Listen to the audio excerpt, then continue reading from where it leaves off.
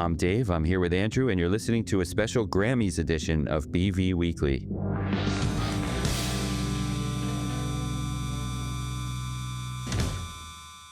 So the Grammy nominations just came out, and so we figured we'd get back on here and talk about it a little. While it's still fresh, the Grammys, which let's just say we don't take the Grammys super seriously, but they're still fun to talk about, especially when artists from our world get nominated. We don't expect our favorite albums and artists to actually get nominated, but sometimes they do. Sometimes hilariously for something like their fourth and worst album to date. Sometimes they get nominated for Best New Artist 3 albums into their career. One fun thing this year was we saw Alex G was vying for the Best New Artist Grammy. You can see those things because everyone's like, I don't know if it's a rule of the Grammys. They have to post these things on social media and in emails that are like, for your consideration, for Grammy consideration, Alex G for Best New Album, Best New Artist. So you can actually see what what artist is trying for what Grammy, because they put these things out there publicly. Sometimes, I guess, if you live in LA or Nashville, you see these things on billboards too. But that's speaking of, it's also kind of a corrupt nature of the Grammys, because it's like you can't actually get nominated for a Grammy unless you submit, which I assume costs a lot of money, and you have to actually do it. Your label does it. And maybe, who knows, some artists are probably surprised to find out their label's doing it for them.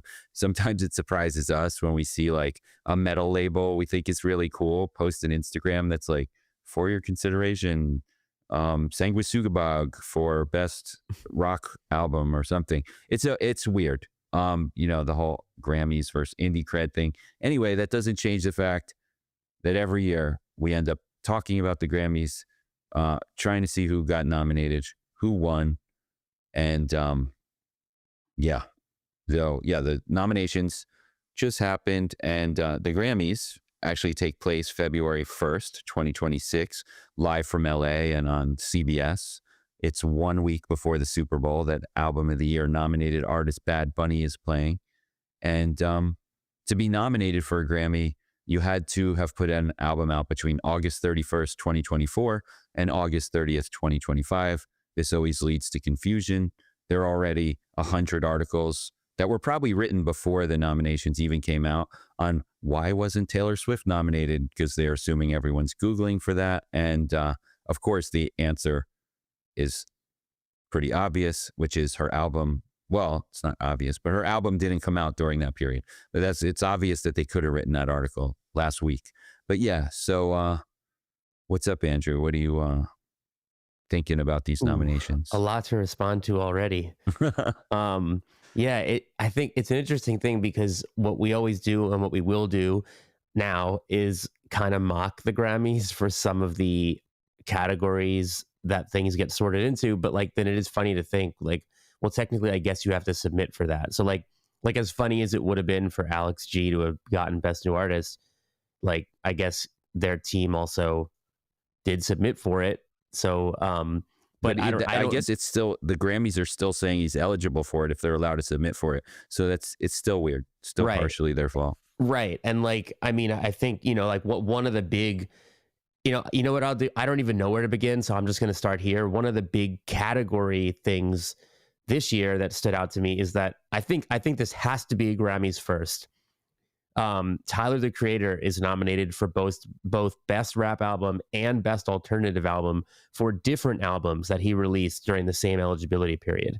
I'm wondering already, do you agree that one of his albums is alternative? I mean, I think that they probably both are, but the irony to me is Don't Tap the Glass is alternative and Chromacopia is rap, and I almost might switch them. But that aside, I mean, this is really interesting to me because in 2020, when Tyler won Best Rap Album for Igor, which was very much not a rap album, he kind of like slammed the Grammys in some interview, kind of saying like that he was criticizing the Grammys for basically for Black artists being pigeonholed into urban categories like rap album, because even when he goes and makes a totally non-rap album like Igor, it still wins the rap category. So the fact that now he is in the alternative category, I think is a minor win for the cause. But I guess I'm just curious if somehow did the Grammys tell Tyler that one of his records was eligible for alternative and that the other one was only eligible for rap, like, or is he having some fun here? Like, I wonder if he helped inspire them to kind of change the strictness of that rule a little bit, and maybe he had some fun with it. I feel like we'll never know, probably, unless he comes out and says it. But it definitely stood out to me as one of the few interesting category things. Another being that Turnstile is apparently rock, alternative, and metal. They have Right. nominations in 3 different genres. Right. And what's funny is it would be fun to talk about how Turnstile is not actually metal, except that conversation is so 2 years ago when they were first nominated as metal. The same year they were also nominated as rock. So this is their second time being nominated in metal, but first time being nominated in alternative. So it's the alternative category in general that's really mixing it up this year. And also, like, I mean, to the credit of that, like, I do think in a way it speaks to Turnstile's album, because I mean the fact that Seeing Stars, which is a very sort of indie rock song, got alternative, and Birds, which is like straight up hardcore, is metal. It's like there is kind of a reaction there to the musical diversity of the album. I mean, obviously hardcore punk is not metal, it's punk, and it feels like it would be more accurate just to be rock than to be metal. But I do think, so it's like I'm kind of caught between this is so silly and also like, well, they are kind of a band who are alternative rock and metal, especially when you break it down into like this song versus that song. Sure. Another thing about Turnstile is they were nominated 5 times this year. Mm-hmm. And like I was saying, it's always fun when one of, quote, our bands is suddenly a Grammy band. And usually when that happens, or a lot of times when that happens, they continue being a Grammy band. So in 2013, it was still, back then, 2023, it was still also novel that Turnstile were big in general. So, and then of course it was fitting that they also got nominated for Grammys. And then sure enough, their next album, they went for, like, maybe they got nominated 2 or 3 times last time. Now they're up to 5. You see other familiar names, like, no offense, we love Bon Iver. I was reminded he has an album out this year when I saw he got nominated for 2 Grammys just now. Bon Iver, we had that experience with many, many years ago when he was first nominated. Former Best New Artist winner. Exactly. So when that happened, it was like, oh my God, Bon Iver is a Grammy person. Now Bon Iver, you can like count on being a Grammy person. St. Vincent is another one. She wasn't eligible for anything this time, so I assume, which is why she's not nominated, but she's like, at this point, it's like anytime St. Vincent puts something out, she's nominated for a Grammy, and so on. Yeah, and to piggyback on what you said, it kind of goes back to when we were talking about the Coachella lineup, how like Turnstile are just a big band now. Like they're not like this small hardcore band, small low down on Coachella. They're on the second line down from the headliner. And same thing here. Like this isn't this sort of like, oh, let's throw a bone to a punk band. In like they have 5 nominations. They're like, I mean, because like Ghost and Sleep Token are once again nominated for metal categories. They seem to be pretty consistently those kind of bands now. And it's like Turnstile aren't that big, but it's like they're closer to a Ghost and Sleep Token than they are to kind of a dark horse out of nowhere kind of nominee.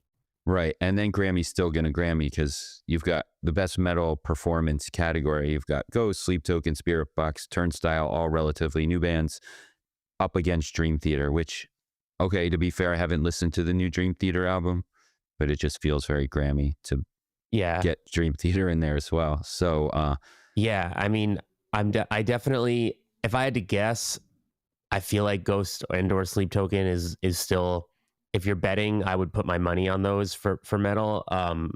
I think Dream Theater is like a respect nominee, but probably not going to win. Turnstile is also probably not going to win. I do wonder, because Turnstile were nominated last time but didn't win anything. I wonder if this time they get one win. I mean, they just have, you know, I mean, 5 chances. Like it just seems like the does problem. a band ever get nominated 5 times and not win it all? Feels like. Yes, I think that does happen, but I am hoping though. But I think what also stood out to me is that Deftones, who have won a metal category back in 2001, they are only nominated for Best Rock Album, all up against Turnstile, as well as Linkin Park, Haim, and Youngblood. I guess Youngblood is really getting backed by the nationally televised music industrial complex this year. He appeared with Aerosmith at the was that what was VMAs, the Ozzy tribute at the VMAs. Yes, and he also right before that actually played in the actual Ozzy concert. And that recording from that concert is what is nominated for Best Rock Performance. His cover of Changes with Frank Bello from Anthrax and other people. But yeah, so that interested me that Deftones are now rock and not metal, whereas Turnstile is metal. You know, Grammy's gonna Grammy. But meanwhile, you know, again, Turnstile are not sort of that throw them a bone, give them one nominee this year. But you know who is, I would say, is I think Amyl and the Sniffers, right? Is that they're up for Best Rock Performance with You Should Not Be Doing That against Turnstile, Linkin Park, that Youngblood Sabbath cover, and Hayley Williams. I have to fact check this, but this might be their first Grammy nomination. Amyl's, yes. Yeah. So now Amyl in the club, much deserved. I mean, if I'm going to choose a band that feels like they fit the Grammy mold and who have been just killing it and touring with huge bands like Foo Fighters, yeah, it does seem like Amyl make perfect sense here. So if Foo Fighters is the what it takes, maybe next year we get Mannequin Pussy and Gouge Away at the Grammys. Mannequin Pussy. Well, they might not want that name. The name, yeah, but the music, it does feel like, I mean, yeah, similar to. And I don't know if it matters what label Mannequin Pussy puts their next album out on. Does that? I mean, they're on Epitaph, which I feel like I would have to do some digging to see what Epitaph's. I know that Anti Records gets Grammy stuff all the time. Okay. So and Epitaph is like an independent label that has a major label level pull. So I wouldn't be totally surprised. So it could happen. Yeah. But Amyl are on a major now, I believe. So that would be. I'm sure that's like it. I mean, it honestly, like these things, Grammy things, like really does go to show you how much of a difference a major label can make. Because when you see like, oh, like it's Turnstile, it's Code Orange, like, yeah, and they're on Roadrunner, and Roadrunner's a major, or Code Orange were on Roadrunner when they were getting those looks. It makes a difference. That being said, an artist who is finally free of her major label, who is now on her own label run by herself, who picked up a fair amount of nominations this year, is Hayley Williams. Not that, I mean, her stature speaks for itself at this point, but still, it is you know, she's all over this list of nominations after leaving Atlantic Records. Right, that's really cool. I hadn't thought of that lack of label narrative here. I was thinking when I saw Hayley all over here that it was like, oh, good thing she put all those singles out as a quote album right after, because that album is now nominated. And I wonder if like all of her songs were maybe eligible, because like Glum is up for Best Rock Song, and was that like pushed as a single? I don't know if it was. So I don't know if what that eligibility looks like either. Like, does a song to be nominated have to have been pushed as a single? But I wonder if by releasing those 17 songs alone, if they were technically all pushed as singles. Yeah, I don't know. But it's cool to see. I was just also, but I was also checking. Yeah, I guess she officially released the album on August 28th, which means she literally made the Grammy by 2 days. Very suspicious. Interesting. But always exciting to see Hayley on there regardless. Yes, very. And she's got, I think, 4 nominations, all for different things. 3 different songs, one for alternative, one for rock, one for rock performance, and then the album for alternative album. Which We could again get is a just Hayley Turnstile performance on the Grammys this year, maybe. now that would be one of the coolest things the Grammy has ever done. um, but Let's I get a will. Kendrick SZA, a Turnstile, Hayley. Oh yeah, so I'm we done. should say Kendrick leads the most nominations this year with 9. Lady Gaga, Jack Antonoff, and the producer Circuit, CIRKUT, have 7. They're in second place. Bad Bunny and Sabrina Carpenter have 6, and then SZA, Tyler the Creator, Turnstile, and Clipse all have 5. Oh, and actually, we have to talk about Clipse specifically.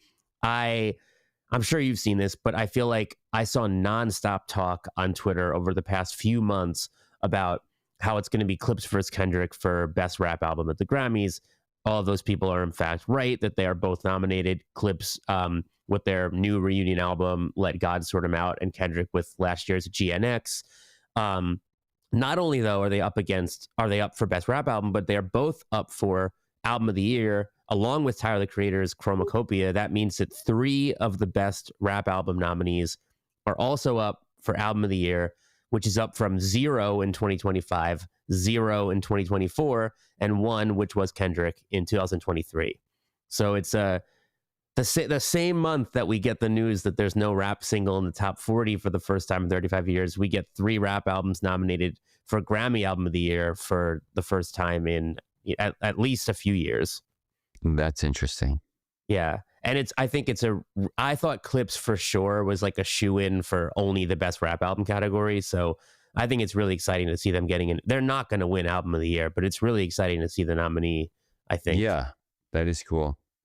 We should, because there is so much to follow along with, let's just real quick read every Album of the Year nominee, which is Bad Bunny with, God, my Spanish pronunciation is not going to be great, but Debí tirar más fotos, Clipse with Let God Sort 'Em Out, Justin Bieber with Swag, Kendrick Lamar with GNX, Lady Gaga with Mayhem, Leon Thomas, I have no idea who that is, with Mutt. Do you know who that is? Well, I know it's R&B, but yeah, Okay. no, same reaction. There's Sabrina always got to be Carpenter. somebody we're like, who? Yeah. Yeah, always got to be one, I guess. Maybe he goes and wins it, pulls a John Batiste. Sabrina Carpenter with Man's Best Friend, and Tyler the Creator with Chromacopia. Also, for what it's worth, 2 of next year's Coachella headliners are up for Album of the Year, and the third, Karol G, is nominated in a Latin category. So those are the Album of the Year nominees. 3 Also, rappers. weird thing, Clipse is credited as Clipse, Pusha T, and Malice. I don't know what it means. I don't know either, but I do think though that Pusha T is up for his first. He's been nominated. I think if he wins, this is his first win. I think he's been nominated and never won.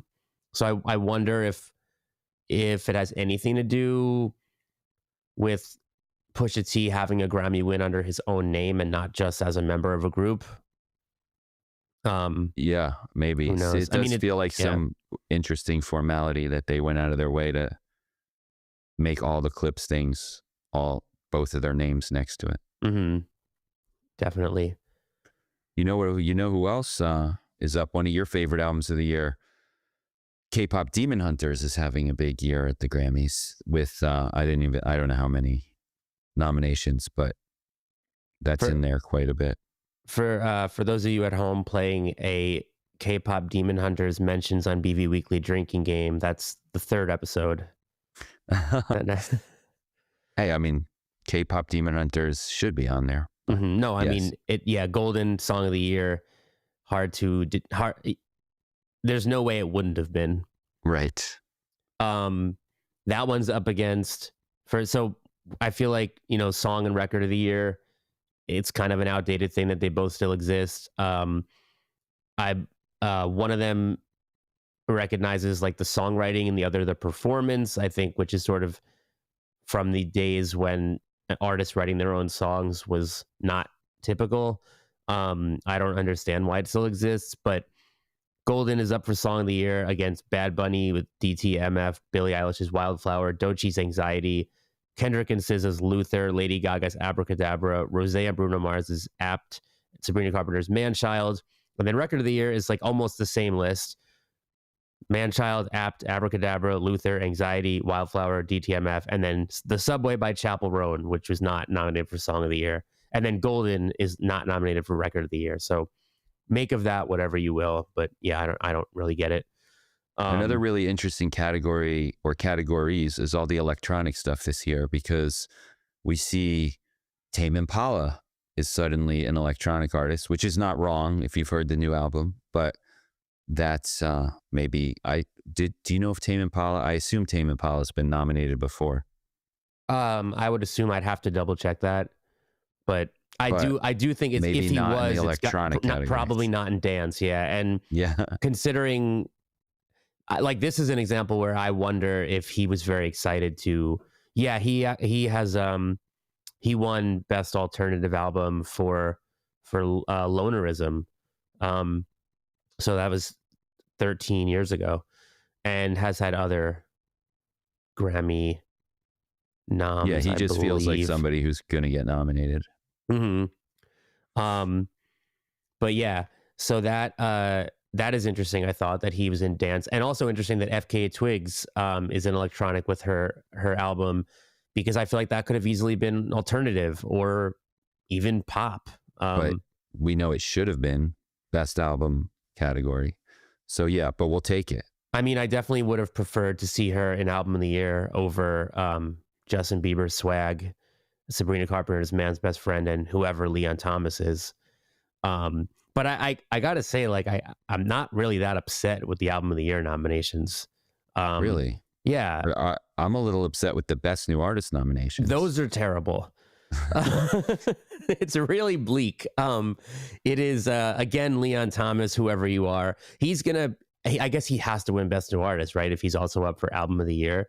But I feel like you always get that, like, that big artist that's like this rising artist that's already massive, but our world doesn't know who it is, and then all of a sudden we do because of the Grammys. It's that he's got to be the one this year. I mean, the writing's on the wall. But also up is Somber, who was that artist at the VMAs, who, like, we all have now heard of since the VMAs, and Alex Warren, who I think is terrible and did all right at the VMAs and had one of the biggest TikTok songs of last year. And if you don't think you know him, you probably have heard that song. So the nominees for Best New Artist are Addison Rae, Alex Warren, Cat's Eye, Leon Thomas, Lola Young, The Marias, Olivia Dean, and Somber. And I do not care who wins. That's also a cursed category, they say. Yes, they do. But Bon Iver's been all right. Here he is, still getting Grammy nominations. True. So I think one of the things we say every year is, even in the context of getting excited or upset about who wins, like, I would love to see Kendrick Lamar or Clipse win Album of the Year. I'd love to see Lady Gaga win Album of the Year. I mean, Mayhem is going to be on my year-end list this year, or Tyler, the Creator, or Bad Bunny. We always say this, that most of the music we love is not even nominated. So even when we start getting like, oh, like, I can't believe this or that, like, I would say whenever we come out with our top 10 albums of this year, probably the majority of them won't even be on any of these nomination lists. That being said, there are other things on here, other artists that we, from our world, that we've loved forever, that we're excited about. Let's just talk a little more about those. I mean, it was awesome to see The Cure on here, I thought, for both Best Alternative Album with Songs of a Lost World, which I think we had in our top 10 of last year. I mean, you and I both love that record. And Alone, one of the many incredible songs on it, is up for Best Alternative Music Performance. Wet Leg, who we already said, but who also won a Grammy. They, again, I guess they're officially in the club. They're on here. The Chemical Brothers are on there. Yeah, that's a deep cut for 2025 Grammys. Yeah. Who else? Did we say 9 Inch Nails? I mean, they're on there for Best Rock Song, which is cool. 9 Inch Nails. And we're biased because I feel like we're like, oh, of course they put Dream Theater, but we're like, oh, nice, The Cure and Nine Inch Nails. Right. But Yeah. But I feel like we make the case that The Cure and Nine Inch Nails are putting out music on par with their classic music. right, we agree. And we're They should probably be on not there. qualified to. We should get a Dream Theater fan, like expert / stan on here and let us know how this new album ranks for them. True. Other stuff in other rap categories outside of rap album is we got Cardi B for rap performance with Outside. Actually, the fact that is Cardi B's new album eligible? It must not be. It must not be. But I guess just one nomination from her is interesting. Glorilla is up for best rap song. That's cool. Glorilla and JID also round out the best rap album nomination. So it's Clipse, Kendrick, Tyler, JID, and Glorilla. So I feel like we can count on one of the album of the year nominees winning this category, but that's a solid list. Clipse, Glorilla, JID, Kendrick, Tyler. I just noticed Jason Isbell not in the country category, but is nominated for Best American Roots Song for Foxes in the Snow. But I don't even know what that category means. He's up against John Batiste. I feel like and Mavis Staples, I'm With Her, Sierra Hull. I feel like the Roots category and the country category and the Americana category, it's like splitting hairs. Speaking of which, this is now the first year where they have best contemporary country and best traditional country album. The country album category split, so lots of splitting hairs in the country categorizations, I think. Yeah, and I do want to talk more about the country stuff, but now I'm realizing Jason Isbell also nominated for, quote, Best Folk Album. So up against I'm With Her, Jesse Wells, Patty Griffin. So yeah, who knows what. Which seems like the folk category this year almost seems more like the country category than it has in the past. And let's talk about the country category. That was the most controversial, the biggest Grammy controversy of this year going into the Grammys was that the Grammys now split into a traditional country and a what? Contemporary. And this follows Beyonce winning the country category, right? And as well as I think album of the year she won for her country album, which was her first album of the year win, which was disgraceful previously. So I think the fact that it happened for an artist that already had some of the country community up in arms about, is this really country? Now there's, people are up in arms about this because it's like, well, what are you really trying to say when you split traditional and contemporary? And it's hard to know what they're trying to say. Miranda Lambert and Tyler Childers are contemporary. Margot Price and Lucas Nelson are traditional. I mean, definitely seems like splitting hairs to me, but well, I'm rooting for Tyler Childers. I'm happy Margot Price got in there. Whether she is traditional or contemporary, cool to see her. Always rooting for Margot Price as well. Do you have any last points to say about these Grammys? Yeah, Tori Amos is nominated for Best Children's Album. We'll see you next Friday. Make sure that if you haven't already to listen to our other episode from today, Friday, November 7th, which was about the new band from Katie and Allison Crutchfield with MJ Lenderman and Brad Cook, as well as the comeback of Radiohead, some more music connections to Zohran Mamdani's mayoral win in New York, including his big inspiration Heems, who had a new EP, all this week's new albums, a lot of new singles from this week. So do check that out. And yeah, thanks for listening to all this Grammy talk. Wait, there was one last thing we didn't say. On the eligibility note, all those Taylor Swift articles, but also Geese is not eligible. That feels like, I feel like we can count on seeing Geese in the alternative categories and maybe even Best New Artist in 2027. Do you think so? I wasn't considering it, but now that you mention it, like kind of Idols and help me out. Fontaine's DC. Yes, they've both gotten nominated for Grammys before, right? Yeah, and they're Partisan Records. Yeah, with that's where I'm Geese. going with that. Mhm. So it makes sense that another Partisan Records band that's blowing up to this level could, Blowing up maybe more than either of those bands have blown up. Well, I mean, Fontaines are pretty, but you know, the probably having the most rapid rise of all of those bands.